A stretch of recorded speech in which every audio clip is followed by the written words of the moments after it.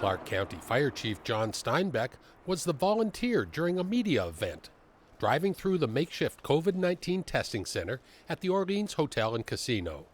The chief was met by troops from Nevada's National Guard for identification verification. The test is a bit unpleasant. A long swab is inserted into the nasal cavity and the sample is extracted. You definitely, your eyes will water. Your eyes will water. Anytime you take one in the nose, your eyes will water.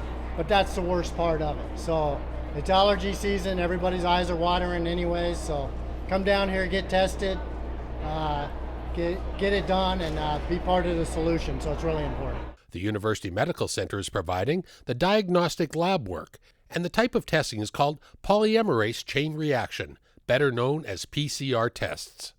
This screening determines whether someone currently has the coronavirus. This will be the first site in Southern Nevada where you can be asymptomatic, and that's new for here. Every other place you got to be in one of the priority groups according to the CDC. This is going to be the first one where members of our community want to get tested, they can come and be tested.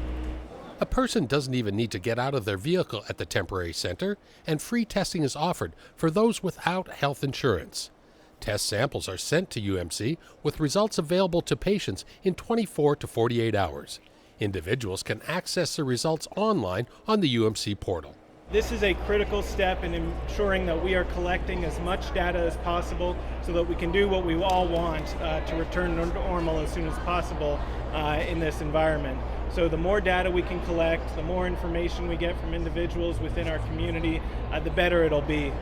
This type of triage is nothing new for Clark County school nurses, who are often called into duty during emergency conditions. The school nurses are still doing their jobs as much as they can in their schools to support their teachers and their families, but we're also a source of community nurses that are very underutilized unless there's a crisis. We responded to 1 October and we helped support the community then, but now during this, it's kind of our baby. We're community health nurses, and so we're trained to do this. On May 5th, when the drive-through operation at the Orleans was opened, I think we could do about 300 tests per day. That number quickly expanded to 1,200 a day, and after 3 weeks of operation, we've done nearly 14,000 tests there, which is really remarkable. The staff who worked at that site did an amazing job. But it's not lost on us that the community and our residents are responding to the call to be tested. Later in May, the uber-successful drive-through COVID testing site shifted from the Orleans to a new parking garage on the university campus. As with the previous site, the testing is available to anyone, whether they are exhibiting COVID-19 symptoms or not. It's been very successful at the Orleans, and we want to continue that endeavor here.